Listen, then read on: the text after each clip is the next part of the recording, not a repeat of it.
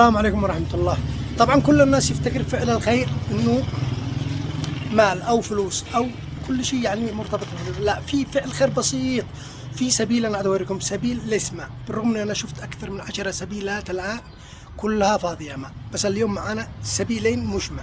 سبيل للاكل، ناس تروحوا اكل ويشيلوه، والان ان شاء الله بنصلح سبيل كتاب. نرص كتاب ان شاء الله هنا صفيف نفعل فيها الكتب. الذي مع الكتاب يجي يطرحه، والذي يشتري كتاب يجي يشيله. طبعا مبدئيا الان صلحت اول نقطه هنا في شارع مجاهد، هذا بيت الواسعي قدام بيت مسعود اصحاب الحاره، يجوا يطرحوا الكتب، وان شاء الله ان شاء الله يمتلي كتب، والذي يحتاج يشيل من هنا كتاب زي مدرسي اي حاجه. شوفوا هذا طبعا ما شاء الله المعلق هذا قد له 8 سنوات، وهذا البقعه 8 سنوات. طبعا الان المغرب قد شلوا الاكل كامل، الصباح والظهر والعصر تمتلي كلها اكل، وذا الحين ياخذون. هذا بالنسبه لسبيل الاكل.